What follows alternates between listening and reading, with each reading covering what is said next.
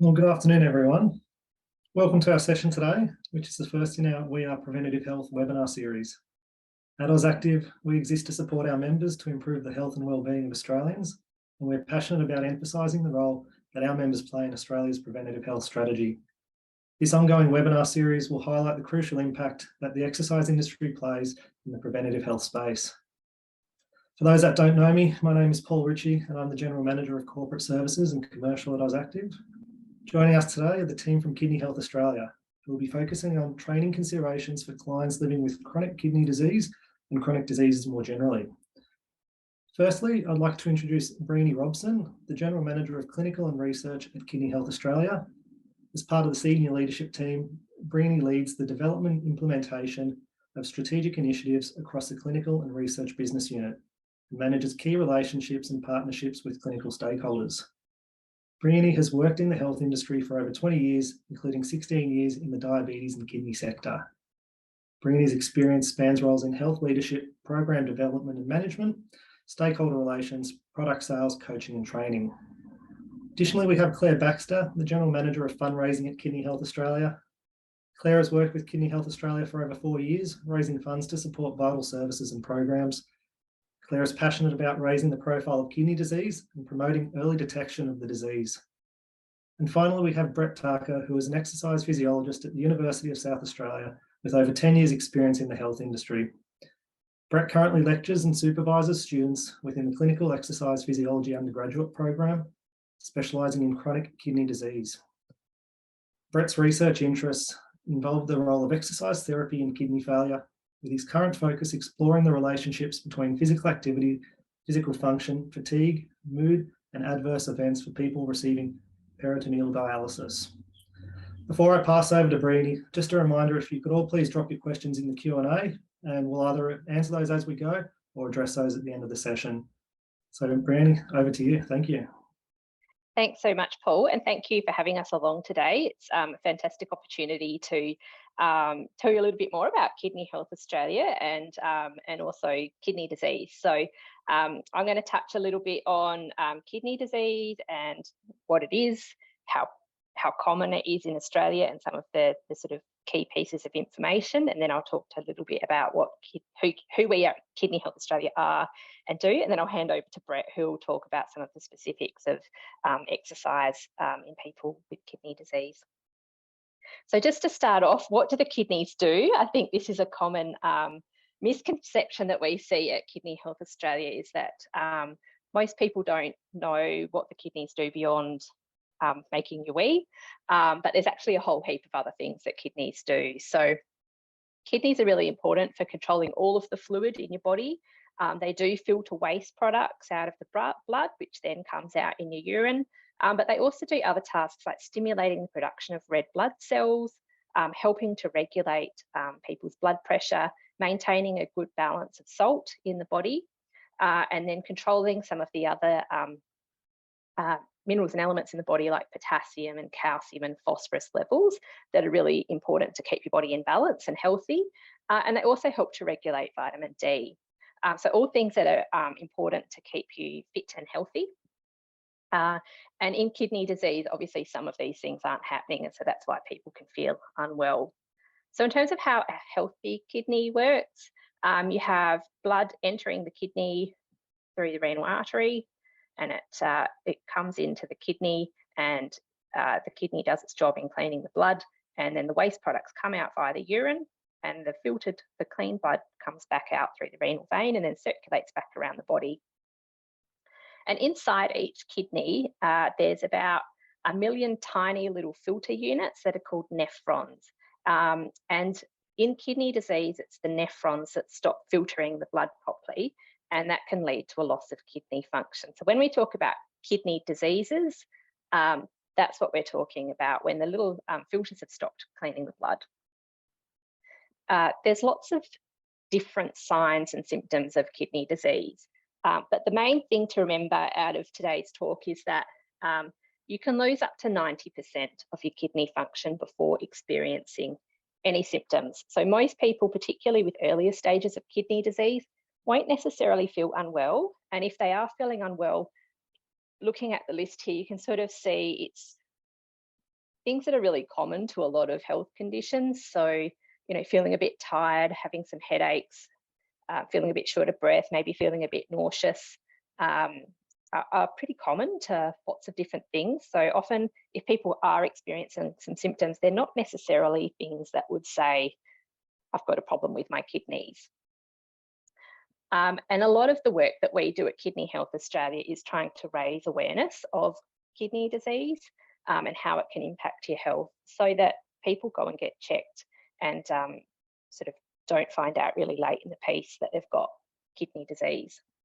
So we sort of think of it as a bit of a pyramid in terms of kidney disease in Australia. So often when we talk about kidney disease, people immediately think about either people who've had a kidney transplant or people who are on dialysis.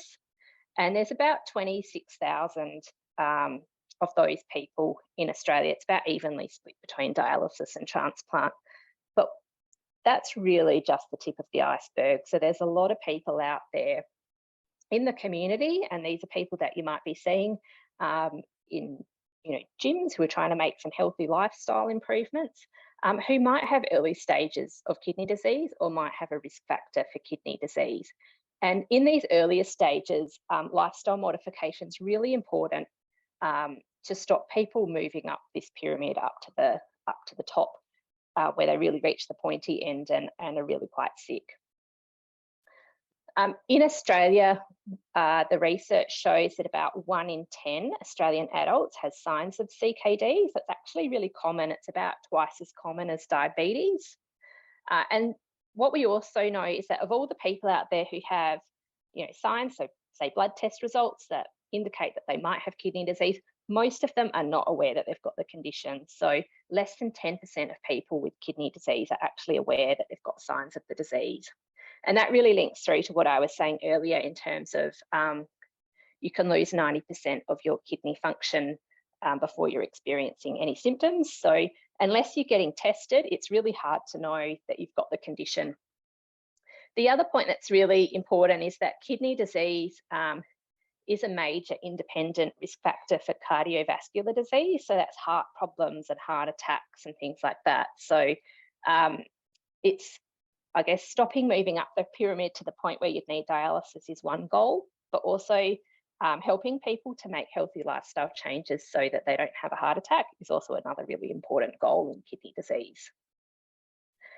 So we talk a lot about early detection and running awareness campaigns to get people diagnosed early, and that's really to prevent them from having heart attacks and complications of kidney disease, and really slow down the progression so that they get more healthy years of life before they become really sick. In terms of detecting kidney disease and how would you find out that you had kidney disease, we really are encouraging anyone who has any of these factors on the screen, which is considered the risk factors for kidney disease, to get a kidney health check at their GP. So this is really important for people with diabetes and high blood pressure, people who might have already had a cardiovascular event, so heart attack or have heart failure, people who are obese, people who are smokers, and then it's also encouraged for people over 60 years of age or First Nations people over the age of 30 to get their kidney health checked. And the way this is done is pretty straightforward. You'd have a kidney health check with your GP, and it's recommended that if you're at risk that you have that done every 1 to 2 years. So there's 3 components to getting your kidney health checked. One is a blood test that the GP would do, and it will tell you how well your kidneys are cleaning your blood. The second one is a urine test to check if your kidneys are leaking any protein into your urine, and that's a sign that the kidneys have some damage. And the third one is the blood pressure check, because blood pressure and kidney disease go hand in hand. If people are diagnosed with kidney disease, Kidney Health Australia produces guidelines that can help GPs and other health professionals know how that person needs to be managed. And so, as I mentioned, the first sort of point of treatment for kidney disease is lifestyle modification. And it's really been shown that lifestyle modification can help slow down the progression of the disease. So, it's diet and trying to stop smoking, but also having a healthy exercise program and trying to lose some weight can actually make a huge difference. The other point that's really important, I guess, is that, most people who have kidney disease also have other chronic conditions. And we quite often see that kidney disease goes hand in hand with both diabetes and heart problems. And they share a lot of treatment goals, and the management, the early stage management, is often quite similar for a lot of chronic diseases. And we know that if you've got more than one of these conditions, then it does make your outcomes worse. But I think through including sort of healthy lifestyle management as part of that, it's not just going to help your kidneys, it's also going to help if you've got any of these other chronic conditions as well. So that was just, I guess, a really top level snapshot of kidney disease and, how common it is in Australia. And that sort of links through to Kidney Health Australia and who we are and what we do. So at Kidney Health Australia, we really believe that we can improve the kidney health outcomes for all Australians. And we do that through increasing awareness of kidney disease, but also trying to decrease the number of people in Australia who have kidney disease. And then for people who are diagnosed, trying to save and improve their lives. And we work across a number of strategic pillars. So one of our big goals is, as I said, increasing awareness and driving early detection of the disease, being a trusted partner and credible voice to the kidney community. So, when people are diagnosed with a health condition, often they'll jump on Google and sort of search. So we're really aiming to provide evidence-based, trusted information to make that journey easier for people. And our third strategic pillar is really around being a key facilitator of kidney research, knowing that often in the research space is where new treatments are developed. And so if, our big picture goal is to save the lives of people with kidney disease, then investment in research is really important. And we have a couple of internally focused strategic pillars that sort of underpin this, which is, being a great place to work, and also being a financially sustainable organisation is really important to be able to continue delivering the services that we provide to people living with kidney disease. So in a nutshell, all of the work we do sort of starts at the top of this flow chart, which is, patient awareness campaigns. And so you might see some stuff out in the media or on social media. We have stuff on Catch Up TV sometime around the campaigns, which are really focused on getting people to understand their risk of kidney disease and take some action. And then that drives people to the GP for a kidney health check. We then work in the primary care space. We've got a lot of programs that aim to support GPs to better detect and manage kidney disease. The GP hopefully diagnoses people at risk with kidney disease and then connects them back into Kidney Health Australia for some tailored support and information. And we've got a whole heap of patient support services that I'll give you a little bit more information about that we provide. And then we're really aiming to, I guess, bring the patient voice into the advocacy work and the research activities that we do as well, which in turn will lead to an increase in awareness of kidney disease in Australia. So all of our programs are sort of interlinked along this sort of flow chart. In terms of the awareness campaigns that we do, we tend to have probably one a year out in market. And so these are some of the snapshots from one of the previous campaigns, the #NoFilter campaign. But it's really, as I mentioned before, trying to get people to understand if they're at risk of kidney disease. And so if you're seeing people in your work, clients and that who have risk factors for kidney disease, they're the sort of people that we really want to encourage to go to their GP and get a kidney health check.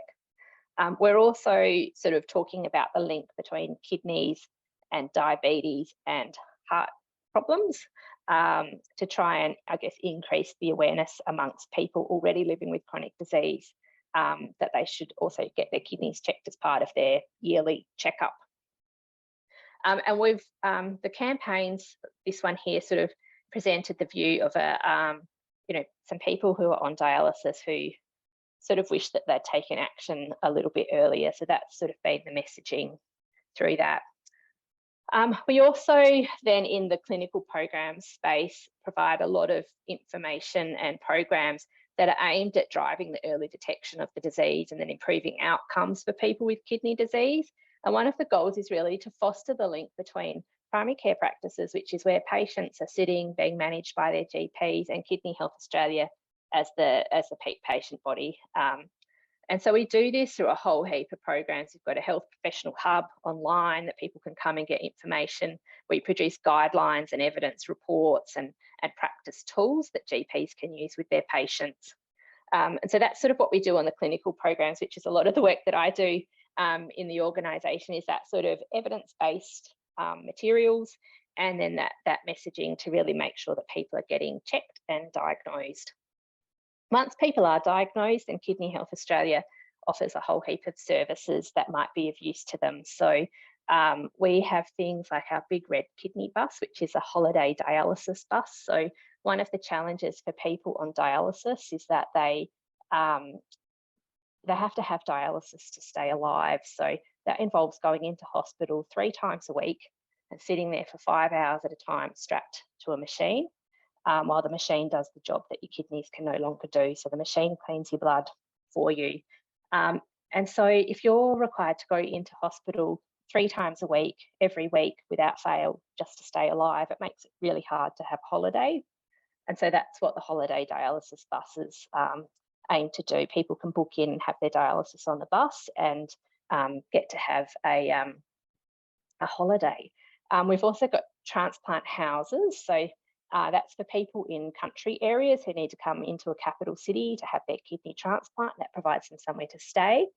And we also operate a kidney helpline. So anyone can ring up the kidney helpline, and I should have put the phone number up there, but we can let you know what the phone number is. So if you've got people who've got questions about kidney health, or if you yourself would like to ask any questions, you can ring up the kidney helpline at any time and speak to one of the team, and they'll answer questions and send out information. We also do a whole heap of patient support programs aiming to provide people with information about their kidney disease based on where they are in their journey. So if they're just diagnosed, or if they're about to start dialysis, the information's quite different.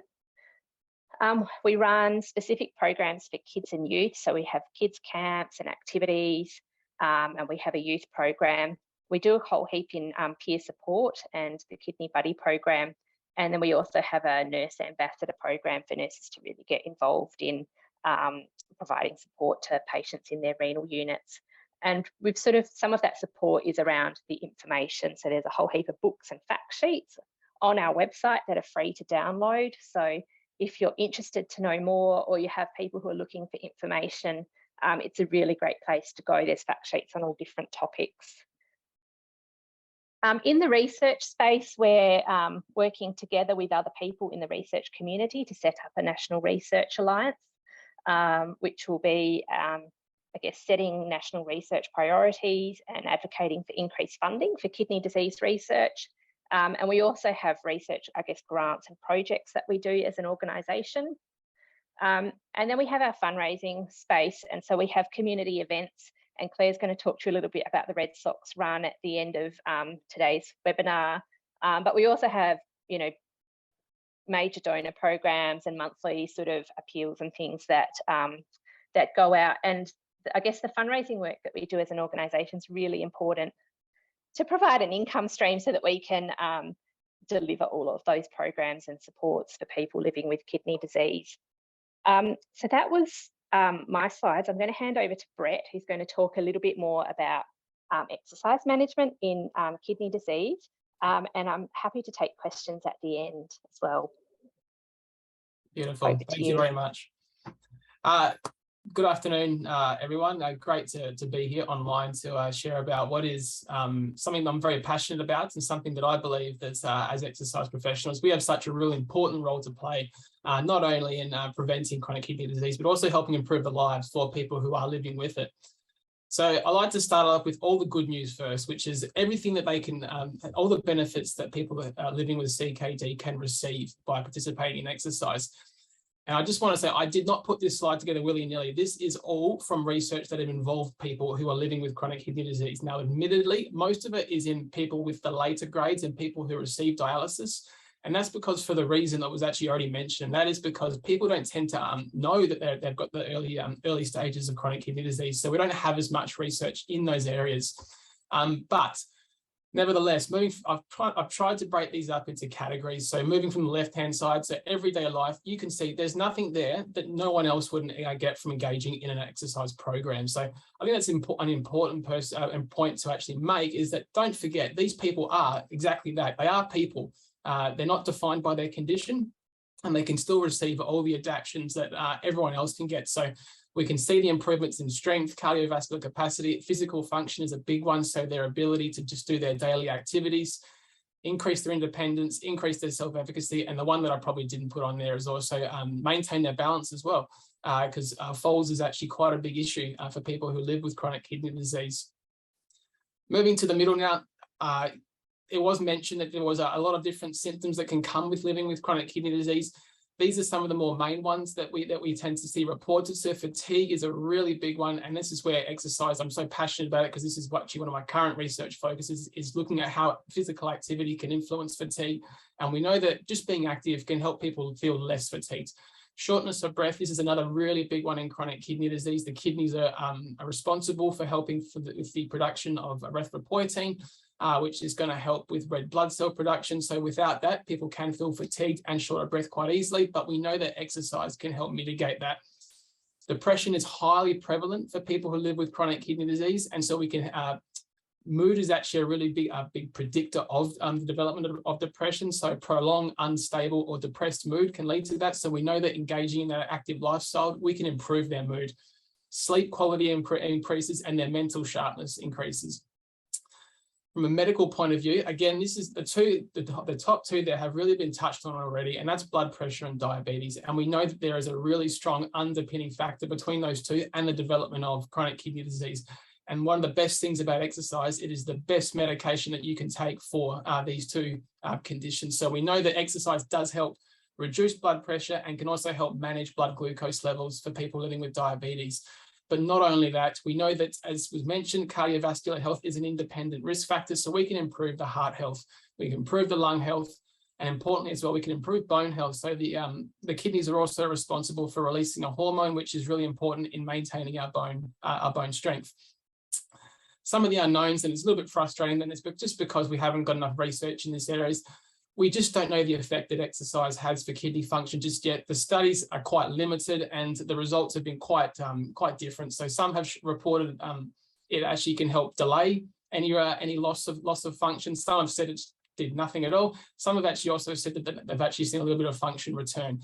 So not enough to actually give us any kind of definitive conclusion. But one thing we do know, I think I mentioned it in later, is that we do know that exercise will not actually hurt the kidneys. Dialysis adequacy is another one that we talk about, and unfortunately, again, we just don't know enough about it. So if someone is living with those end stages of kidney failure and does require dialysis, we just don't know if exercise has any impact on the adequacy. So adequacy being how effective is their dialysis? Is it cleaning the blood quite more effectively, or is it not? There are some studies which say that it does clean it more effectively. But again, there's not enough to actually make any kind of foregone conclusion. But altogether, what you're seeing is there's such an array of health benefits, some that are really specific to people living with CKD, and some just broadly speaking that are just going to help them maintain a better quality of life. Next slide, please. So considerations, and we're going to cover off on a few of these, and because there is really, just to put it simply, there is so much to consider when you've got someone living with CKD. So what you see there is exactly what we're going to cover off on. What stage of the condition the person is living with? Are they in the early grades? Are they receiving dialysis? Are they actually a kidney transplant recipients? Definitely must understand the physical condition of the person. Really do need to understand their medical history. If they are receiving any current treatments, how this is going to have an effect on what you do with the person. And of course, naturally, the person preferences are going to help decide what you do. Next slide, please. So generally speaking, when it comes to CKD, it appears to be safe. And I use the word appears. I know that's a bit of jargon, but it's because, again, as I mentioned, there's just not enough research as opposed to some other areas like blood pressure or like diabetes, where we're quite confident that it is very safe. But everything that we have seen in the research so far is that exercise does appear to be safe. And the key word there being if it's begun at appropriate intensity and gradually increased. And so it's going to be up to your skill as clinicians to actually be able to judge what that appropriate intensity looks like. I mentioned before that the early indication is that it will not exacerbate kidney injury. There is no study that has been done to date that has reported an injury to the kidney via exercise. The only way that is foreseeable from my point of view is if you actually were to drop a weight on the kidney, an actual physical trauma to the actual site. But in terms of actually what's going on within the body, it does not appear to actually be impacting the actual kidney. And of course, you're going to have to monitor any other comorbidities that person is currently living with. And I'll talk about that just a fraction more in a later slide. Next slide, please. So the first thing you're going to have to consider is the changes to body composition. So unfortunately, chronic kidney disease can be quite nasty. And I'm going to be right up front now. This is probably some of the worst case scenarios, what you're seeing here. So you might meet someone who's living with chronic kidney disease, not a problem at all. And that's great. But this is the other end of the scale. And this is what you might tend to see from this population. So we do see an accelerated form of sarcopenia. Sarcopenia being the loss of muscle size and mass, which is invariably going to lead to muscle weakness and atrophy. So unfortunately, particularly, this is a big problem for people in the latter stages of chronic kidney disease and for those receiving dialysis. So we know that dialysis, unfortunately, it's not quite clear why, actually decreases the amount of protein stores within the body. So it actually degrades the protein, and it also stops the body from actually producing any more. So it's a little bit of a nasty bugger, dialysis, but it was mentioned we need it to survive. So this is really placing the importance already on helping this population to maintain their muscle mass and size. We see diminished bone strength. I mentioned before the kidneys are responsible for helping maintain bone health. So again, we know that strength training in particular has a really positive effect in maintaining bone strength. People receiving peritoneal dialysis may experience weight gain. So peritoneal dialysis is the other dialysis to hemodialysis, which involves a catheter in the stomach. I've got a picture coming in a later slide. But in a nutshell, these people put what's called diazolate into their abdomen, which acts to clean the blood. But that diazolate also contains glucose, and sometimes that glucose is absorbed by the body tissue. So this can lead to weight gain. And obviously, we don't want this particular person, if it is them, to become overweight or obese, because that creates a whole new can of worms that they're going to have to work through.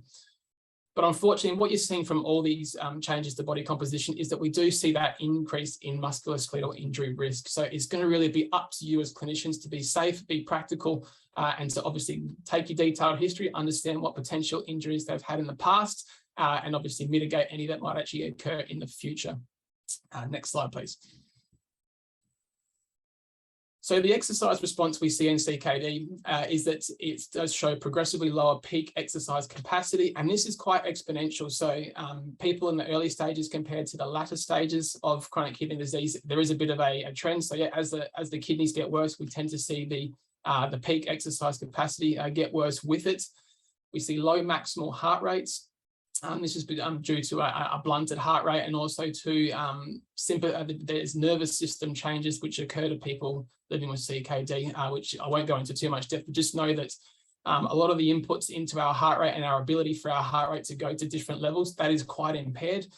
We see low cardiovascular reserve capacity. So reserve capacity, think of that as how much more left in the tank do you have to go to do something. So if it takes a certain amount for someone to do just the activities around the house, getting up from a chair, walking to the letterbox, how much more do they have to give if you were to say, for example, make them ride a bike or go for a very brisk walk? So there's not much of a gap. So sometimes just doing their daily tasks can be all that they've actually got in them. So again, I know I'm painting a bit of a grim picture, and it might not always be the case, but just be prepared that these people might not be athletes when they come to you, and you're going to have to prescribe accordingly. We see early onset of fatigue. Again, this is both a combination of deconditioning, and also because some of them are anemic, so they have that lack of red blood cell production. So remembering that red blood cells help facilitate oxygen delivery within the body. The kidneys make EPO, which is responsible for this. So Ultimately, you're going to see impaired oxygen delivery. This then facilitates early onset of fatigue. So again, you're going to have to be able to prescribe appropriate levels for that person, know what their limits are, try and keep them below those limits, because obviously once they're buggered, you're not going to get too much more out of them. And it does have a knock-on effect as well for people who are deconditioned. If you fatigue them excessively, they're probably going to be knocked about for the next few days. We see what's called an exaggerated hypertensive pressor response. So what a pressor response is, so naturally when we exercise, what happens is our arteries constrict, they tighten up, and they tighten up so that we can raise the blood pressure and redirect blood flow to the target muscle areas. So this is a natural reaction. It goes on for everyone. Unfortunately, what we see because of that impaired nervous system is that we see that those responses can be quite exaggerated and they can be quite fluctuating. So we might see a really quick constriction, which is going to skyrocket the blood pressure, and then it just releases straight away, or it could actually stay constantly high for a long time. So ultimately, what this is going to do is actually make the exercise response even more impaired. Not to mention as well, it's going to bring about some of the symptoms we see with people who might have excessively high blood pressure, which could be chest pain, nausea, dizziness, excessive sweating, all things that you're going to have to be mindful for. And lastly, I've kind of harped on this with the previous slide, but muscle deconditioning, of course, again, they might not be. They might be quite active and fit, and just living with the effects of CKD, and they could be and they could be fine, or they could be on the other end, and they could be quite deconditioned because of it. Next slide, please. So one of the first things you're really going to have to do, even before getting them to do absolutely anything, you're going to have to do a pretty thorough subjective assessment. You do have to have a good understanding of their medical history, looking for those potential comorbidities. So diabetes and hypertension, they're the two most obvious ones because of their link with chronic kidney disease. It's not always the case, mind you. Sometimes people develop, it can be developed in other ways, or people might have no underlying issue. It could just be a congenital factor that they were born with. But it's going to be up to you to really understand what is underlying, because these are things you're going to have to consider. Do they take any medications? How much dosage are they on? Are they compliant with their medication? That's a big one that I often see missed by even students at universities. They just don't ask, are you taking your medication? Because if someone's not taking their hypertensive medication or their diabetes medication, it really can be quite dangerous if we start to exercise them. And of course, you want to find out about their exercise history, or even just their activity history. Find about things that they can actually do. Find out, and so adverse events, so that's any side effect or any untoward event that might have occurred in the past. Find out if they've had any. You might find out that they pop their shoulder out doing a bench press. Well, then straight away, you obviously have to be quite careful if you're doing that. Or you might find out that they absolutely hate running. You might find out that they hate gyms. I hear that all the time. So it's going to be up to you to really try and unpack that exercise history and find an optimal program, because as you'll see in later slides, it's about getting them to embed exercise and activity into their lives. And just a little note there, it might be best practice to gain medical clearance prior to commencing a program. There's no shame in it either. It's all part about being part of a multidisciplinary team. It can just be as simple, just go back to the GP, just want to make sure they're comfortable and okay to give you permission to exercise. More often than not, they will. And it can just be a little bit of a safety stop, and it protects you in some way as well, because then you know that they've been given the all clear from them. Next slide, please. So these considerations, they relate primarily to people receiving dialysis. Now, I know that Brioni touched on hemodialysis, and this is the one that people commonly think of when they think of people who receive it. And that is, as she mentioned, sitting in a chair for 4 to 5 hours, 3 times a week, with some tubes hooked up into the forearm, which clean the blood. The other one is peritoneal dialysis, which you can see on the right-hand side. So it involves a catheter in the stomach. You can see a little bag of diazolate there being emptied into the cavity. This stays in there for a few hours, and then it gets emptied. This is one method of peritoneal dialysis. Other people actually might be hooked up to a machine which actually does it overnight. So same process, but actually just the machine does it. The way that you can see it there would be a manual version of it. But that's just to give you an idea of where the actual catheter points are. So one's in the forearm, the fistula is in the forearm, and the catheter is in the stomach. So if this person was to present to you in a clinic situation or in a gym situation, they can exercise their fistula arm. And this is as long as the fistula is well healed and the individual is not connected to a dialysis machine. So what we know is that people who receive hemodialysis, they can actually do things while they're receiving it. I've decided not to talk about this today because for two reasons. One, it's because unfortunately it is not utilised within clinics in Australia, which is quite terrible. Because if you think that that person's going to be somewhere 3 times a week for 4 hours, it's a great opportunity to really get them doing something. It's not embedded into the routine care for them. And secondly, the people that would typically be charged with those roles would perhaps be a physiotherapist or an exercise physiologist. With the ones I'm not familiar with any other professions that have been involved in it. Not to say that they can't, I just haven't heard of it. So you might get someone who is receiving that dialysis, but you're going to choose to see them when they're not receiving it. So you can exercise the fistula arm. Just don't put any weight on the area. So it's going to be in the forearm. Just be careful with it. You want to make sure that it's obviously not leaking, not got any bleeds or any signs of infection. It's nice and they should know how to care for it. But you can still exercise that arm, no problems at all. For people receiving peritoneal dialysis, again, appears to be so exercising the trunk musculature, so where that catheter is in the lower stomach, it does appear to be safe. So you can do core work with them, you can do abdominal work with them, you should do abdominal work with them for all the other reasons that people would want to strengthen up their core and abdominal musculature. You just need to be mindful if there has been a leak. There's a fair chance that they would probably know that before actually seeing you if it's going to be a problem. Same with a hernia, and catheter trauma relates primarily to any kind of pulling trauma. So try to steer away from exercises that might inadvertently pull on the actual catheter because it is surgically placed in there, and you want to make sure that it's nice and safe and protected. Next slide, please. Timing of sessions, so there's for both types of dialysis. So for people on hemodialysis, you want to try and get them on non-dialysis days. So if they're doing it 3 times a week, try and catch them on a day that they're not receiving it. For people who receive peritoneal dialysis, you ideally want no fluid in the abdominal cavity. So if most people in Australia, they receive the overnight dialysis where they hook up to the machine. So in theory, in the morning, that's when they should be their most empty. It's not always the case. Sometimes there is people receiving peritoneal dialysis get told to keep fluid in the actual cavity throughout the day to continue the cleansing process. Again, a question that you're going to have to ask if that person is actually doing it. Otherwise, yeah, morning is probably the best time, but they might be not a morning person. There is that possibility as well. Fluid intake is a really big one that you're going to have to monitor as well. Key message, it shouldn't exceed what is lost in sweat. So it might be, not even might be, it should be beneficial for you to actually weigh that person prior to a session starting and then weighing them again after completion.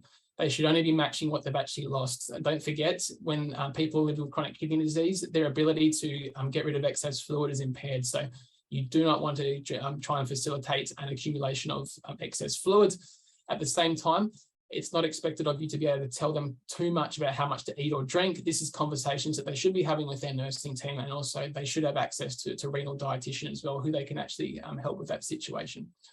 Next slide, please. So I know that after all that, you might be thinking that it's a bit of a don't want to touch it, don't want to go there. It is safe from what we know, though. So as I mentioned at the start, I have painted a little bit of a drastic picture, and that was only because I believe in sometimes taking the conservative route, and I'd rather start off too slow and too easy rather than go from the other end of the stick and perhaps put that person at an increased risk. So the most common adverse events reported, and there's only been 2 reviews that have been done looking at this, and it's for people who are receiving, who are doing exercise during dialysis, and for people who are receiving peritoneal dialysis. And a bit of shameless promotion, I did the second one, which is why I'm kind of across this aspect. So what we see the most is we see musculoskeletal injuries. This is consistent. This doesn't matter. This is pretty consistent, even across other different conditions that we see. So you're talking about joint or bone pain. You're talking about muscle strains, teared muscles, etc. So quite common we see. And if you think that actually as well that they have that level of body composition deconditioning, it's not surprising. Fatigue is a huge one. So fatigue is a byproduct, is a symptom of chronic kidney disease, and it's also quite exacerbated by dialysis. So again, it's about monitoring their fatigue levels. Shortness of breath and blood pressure fluctuations, again, up to you to be able to monitor their breathing. They should be able to maintain a conversation with you in regards to shortness of breath, and blood pressure fluctuations can be advantageous to actually measure that sporadically throughout a session. Key note down the bottom there is if you don't feel comfortable working with someone for whatever reason, you can refer to an accredited exercise physiologist for assessment and prescription assistance. They might be able to write the program up that you can deliver and run all the checks beforehand to make sure that person is safe to exercise. Next slide, please. So what we want to see in the early stages is we want to see this person becoming less sedentary. So unfortunately, because the condition also leads to deterioration of muscle and heart health, we see that person spend more time sitting. So we really want to try and prevent that. We want to maintain their muscle mass, strength, and endurance and try to improve it as best as possible. And we also want to prevent further deterioration in physical function. So we want them to be able to do their normal daily activities. When people lose the ability to do that, we see their quality of life go down. Also to manage the comorbidities. So particularly in those earlier stages, as we, again, just to reiterate, blood pressure and diabetes are two big underpinnings of CKD. If we can manage those through diet and lifestyle changes, then happy days, we might be able to prevent the development of CKD. But really crucially, let's try and embed exercise and activity into their everyday life. It's not about doing it as a chore. It's about making it a lifestyle choice and decision to live a better life and have more quality in it. Next slide, please. Really sort of generic slide here. What we want to see is no different than what you probably want to see from most of the people that come and sit in front of you. We want to try and increase their heart health and their cardiovascular capacity. We want to give them more capacity in their tank. We want to improve their strength and mass. We want to reduce those limitations or halt them as much as possible. And we want to be able to reduce the number and severity of any specific symptoms they're actually suffering. And it's going to be really important for you to actually identify what those symptoms are so you can monitor to see if you're having an effect on that. Next slide, please. So when it comes to how much, well, they fall under the national guidelines, which is somewhat a bit controversial because I've had this conversation with people who live with CKD and they just think it's not feasible and not practical for them, and that 30 minutes for them is about the equivalent of 60 minutes for someone who's not living with CKD. So key message there is prescription should be determined by objective in addition to subjective assessments. In other words, get a feel for the person. What are they actually doing? If they're doing nothing already, getting them to do 30 minutes is just silly. Don't forget as well, you can always break that 30 minutes up. No one ever said it had to be in one hit. Doing little bouts throughout the day is just as beneficial as doing the whole amount. Just remember, when we talk about 10,000 steps per day, no one ever said it had to be in one single hit.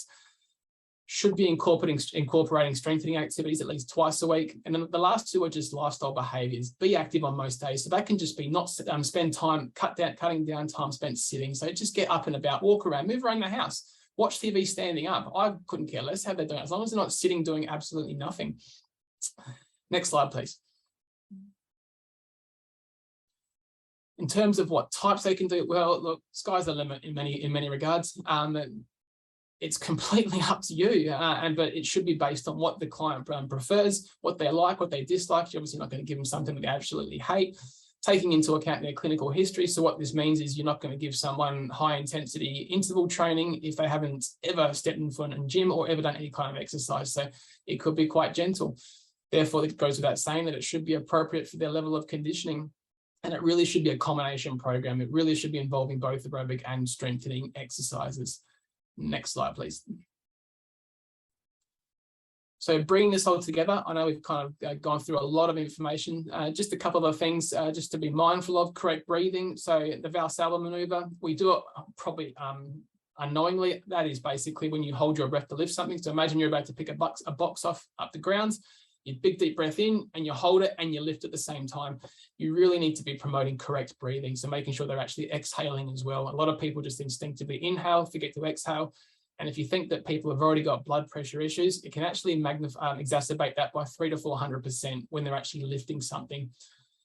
It could be pretty advantageous to actually monitor blood pressure and blood glucose levels throughout a session just to make sure that they're obviously staying within safe limits.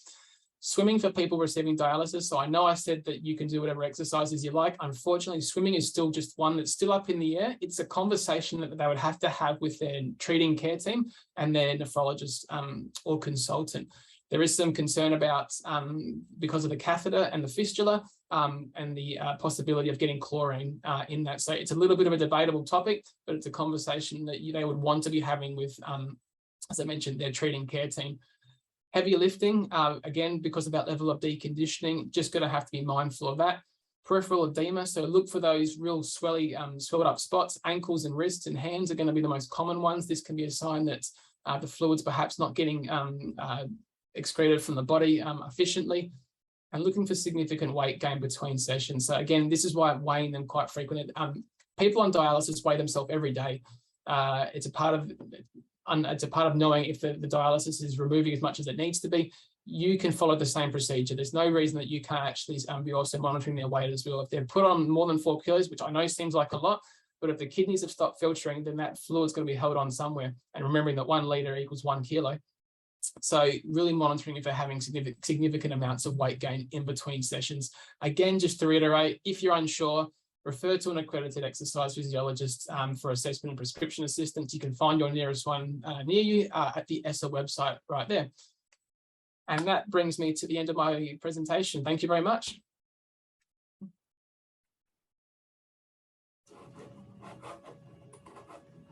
Thanks, Brett. That was incredible, very insightful, and I know there's a lot of positive feedback that we've received in the chat. So I'm Claire Baxter. I'm the GM of fundraising at Kidney Health Australia, and I just wanted to take the opportunity to share with you all one of our upcoming fundraising events. So the Red Sox Run is Kidney Health Australia's largest flagship fundraising event, and the aim is to raise awareness and vital funds to support our programs and services for people living with kidney disease. As Brett and Brini have already mentioned, there's quite significant impact on Australians living with kidney disease or with early signs. So with the fact that 1.5 million Australians live with the early signs of kidney disease and that it can affect anybody at any time, it's never been as important as it is today to raise the profile. So the motivation behind the Red Sox Run is the fact that when you reach kidney failure, there is no cure. You receive dialysis or a transplant to stay alive. For those that are on dialysis, they can spend an average of 60 hours a month hooked up to a machine to stay alive. Dialysis can make you feel cold, especially your feet, which is where the idea of the Red Sox was born. The Red Sox is a conversation starter to ensure that more people are aware of their kidney health and the importance of having healthy kidneys. Next slide, please. So the challenge of the Red Sox Run is to run, walk or ride 60 kilometers during October to reflect the average time someone spends on dialysis each month. By signing up, you're helping us to save lives of those living with kidney disease, as all the funds raised will help us to expand our research into life-saving treatments, support our early detection work, and ensure that our essential support services continue to be provided. Next slide, please. So how do you get involved? It's really easy. You can sign up for free as an individual or as a team for the challenge. You don't have to complete 60 kilometers. You can make the target less or you can make it higher. And you also don't need to run. You can walk, you can ride, you can swim, you can skip, you can hop. The idea is just to complete the challenge, to wear red socks and to raise awareness as well as vital funds. If you're completing the challenge as a team, you can actually pool your kilometers too. So for those of you working with clients, it could be a great opportunity for you to have a bit of a friendly competition to see who can reach the most kilometers and also raise the most funds. We also have 2 types of socks that can be purchased with the funds raised going to Kidney Health. We have our sports socks and also our 2022 limited edition dress socks. The dress socks this year have been designed by an Indigenous artist, Rhoda, to raise awareness of the significant impact of kidney disease on Aboriginal and Torres Strait Islander communities. The socks are $20, so we encourage you to head to the website redsocksrun.org.au to sign up, to get involved, and also to find out more. So that's all from me, so I'll hand over for the Q&A.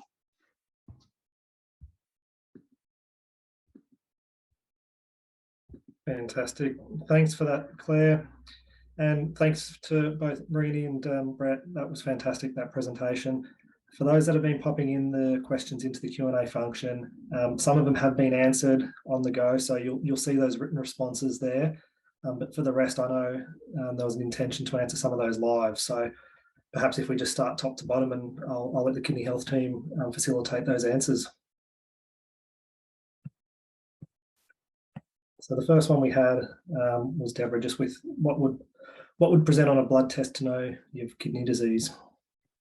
That's a question for me, I think. So we're really lucky in Australia that when you have a blood test with your GP, every pathology laboratory in Australia will automatically report something called your EGFR, which is a measure of how well your kidneys are filtering your blood. So the actual blood test tests for creatinine in your blood, which is a waste product. And then there's equations in the background that will convert that to an EGFR. So when you have a blood test with your GP and it's part of the standard sort of blood test that a GP would order, you will see on the results your serum creatinine, which is the level of creatinine in your blood, and then it will say an EGFR, estimated glomerular filtration rate, underneath. And that's the number to look at, because that tells you how well your kidneys are functioning. So if you saw an EGFR of, say, 60, that means your kidneys are functioning at about 60%. So the number pretty much equates to the percentage of kidney function you've got. So that part's quite well done. The part that's not so well done in Australia is the urine test. So that's where you do your wee in a pot, and they would and do an ACR, an albumin to creatinine ratio, which will tell you if there's kidney damage, and if your kidneys are leaking protein into your urine, that shows that there's damage. So that's the two tests that are used to determine how well your kidneys are working and if you've got kidney disease. Generally, if your EGFR is less than 60, we would say you've got kidney disease. If your EGFR is over 60 and you've got no protein in your urine, you would be fine. If it's over 60 but your urine test doesn't look so good, then we would also call that kidney disease. So it's a bit of each. And I think there was another question a little bit further down just around if kidney function's routinely added to general health checks. Yep. So there's not like a Medicare item number for a kidney health check. So it can be challenging for people to do it. So that it can be done as part of a standard consult, and the blood tests will be done when GPs order blood tests. But as I said, the urine check is often missed. So the best advice is if you've got any of those risk elements that increase your risk of kidney disease, so diabetes, high blood pressure, you're a smoker, obese, ask your GP for a kidney health check, which is the three components: the blood test, the urine test, and a blood pressure check. Fantastic, thanks for that. Another one of the questions that's popped up from Ingrid is just around kidney failure due to severe bleeding during labour, and the questions around uncontrolled bleeding causing kidney failure. Is there any views on that? It's a bit hard to answer, I guess, really specific individualised questions in a general forum. But generally, if there's kidney damage, which can be due to trauma to the kidneys or an injury, can lead to something called an acute kidney injury, which is where you have a sudden loss of kidney function. So all of a sudden, your kidneys stop working very well. Sometimes people need dialysis when that happens. Often people's kidneys will recover. So you might, it happens for all sorts of reasons. It could be an infection. It could be, if someone had been poisoned or something, their kidneys can have that, but it can be due to trauma as well. So when that happens, that's classed as an acute kidney injury. Normally the kidneys recover. Sometimes they don't. But even if your kidneys recover, the important thing to remember is that that does put you at increased risk of developing what we call chronic kidney disease, which is the long-term condition later in life. So that's probably all I can sort of say on that. But if that's the sort of thing, if you would like probably a more individualised answer, I'd encourage you to contact our helpline team, and they can provide more specific. It's still a general health service, but they can probably more specifically answer your individual query. Thanks, Bring. And the helpline number was posted in the chat for our audience, so please have a look at that. The next question here was just from Glenn, who was interested to know more about core strengthening in ADPKD. That's a very broad question. Which part about it is probably the can they do it? Sure. Yeah, absolutely. The only real consideration we've got regarding core strengthening is if there is a catheter in the stomach, if they're receiving peritoneal dialysis, or any other comorbidity which renders the stomach muscles perhaps they should be engaged. But on face value, yes, if the person presents with no issue and does not receive peritoneal dialysis, even if they do receive it, it's fine. Yeah, just proceed with caution. Make sure they're breathing.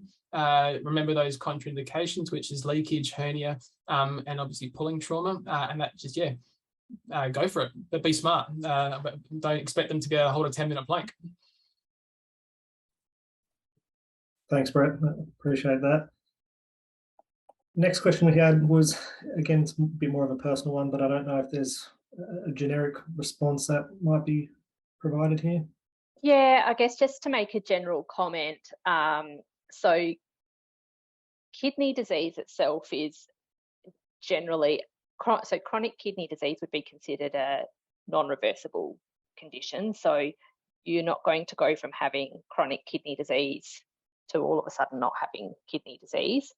Acute kidney injuries are different. So the short-term kidney conditions, you can have an injury to the kidneys that will then recover. So it's a bit hard to answer that one without knowing the specific circumstance and if it's kidney disease. I think the important point here is that even if you have chronic kidney disease, and I think in this example, it's an EGFR of 28, there are things you can do to stop your kidney disease progressing further. So talking to your GP about what medications are appropriate, and there's some new medications that have just been PBS listed for kidney disease last week. So it's a good time to go back and chat to your GP. Also, looking at what you can do from a diet and lifestyle perspective to stop the progression of your disease. So yeah, it's a bit hard to answer that one without knowing all of the details. I would encourage that person to go back to their GP and have a conversation about their individual circumstances. Thanks, Brini. Brett, I've noticed you put your hand up for the next response. Yeah, I just want to stress, the question was what nutritional adjustments need to be made to contain muscular atrophy. It's a great question. Don't prescribe anything to them in the way of nutritional supplementation. That is a conversation that they need to be having with their renal dietitian. There's a fair chance they will have access to them. Because of the nature of the disease, there's more considerations than just protein as well to worry about. So please just leave that to a renal dietitian. Let them have the conversation. They can do the prescriptive planning. It's all about staying within scope. Unfortunately, the natural guidelines that we've all probably been taught don't necessarily apply to people with CKD. So leave that one alone. Refer on. Let them get the answer, and that can probably also be the answer for the need for electrolyte drinks as well. This is a conversation to have with a dietitian and their consultant. It's not really under our scope. We want to try and get them moving in terms of what they should be ingesting to aid that or to mitigate any losses. Really is a conversation to have with a consultant or renal dietitian. Thanks, Brett. I'm conscious of time. Obviously, it's 1:59. There are a few more questions here. A couple of them now are more around statistics and some percentages. Perhaps there's a way which we could quickly tie these up together. Open to that from the panel. I can whiz through a couple of stats before I have to jump off. So in terms of the split between genders, in terms of prevalence of kidney disease, there's no difference between men and women. They're equally as likely to have kidney disease. When you get to the dialysis end, men are slightly more likely to be on dialysis than women. It's not a huge difference. So probably the area where there is the biggest gender difference is if we're looking at the First Nations population. So First Nations women tend to have a higher burden of disease than men. So that's where the biggest difference is seen. But other than that, there might be small differences, but they're not really huge. And in terms of the percentage of Australians with kidney disease, so it's 1 in 10, so about 10% of the population will have kidney disease, and that's the majority of kidney disease in Australia is caused by diabetes. So it's about 38% of kidney disease or kidney failure cases are caused by diabetes. So that's certainly the leading cause.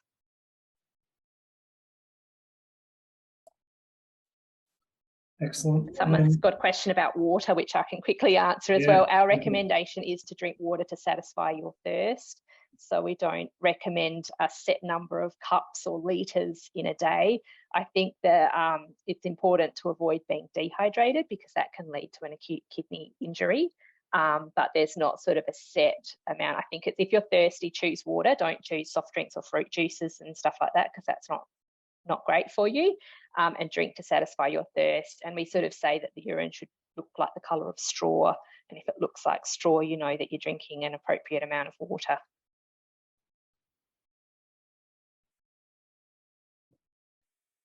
And yeah, go on to the last one. So genetic conditions. So kidney disease can be caused by lifestyle factors. And I think, you know, while diabetes is the biggest cause, there are some types of kidney disease are caused by genetic conditions, and polycystic kidney disease is probably the leading genetic cause.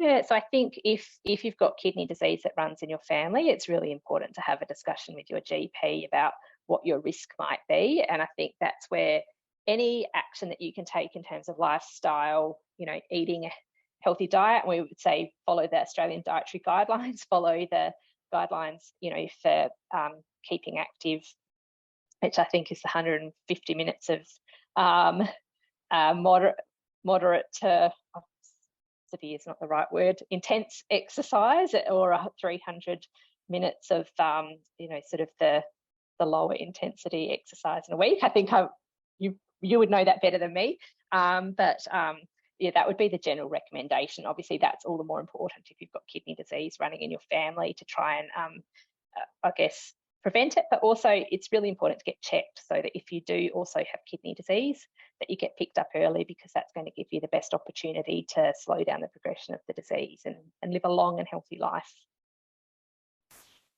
Fantastic. I think that's all the questions. So thank you for that, Briony. Thanks, Claire. Thanks, Brett. Absolutely fantastic session today. Some really great takeaways for our audience. I think you know, it's clear that there's a role that exercise professionals play in educating and embedding physical activity, but then also, you know, providing safe training options for those with chronic kidney disease. So really informative. We really appreciate your time, and thank you very much. To all our guests, obviously, thank you for joining us as well. We hope you enjoy the rest of your day, and we look forward to seeing you at our future webinars. So all the best. Cheers. Thanks, Paul. No worries. Thanks for having us. Nice. Bye.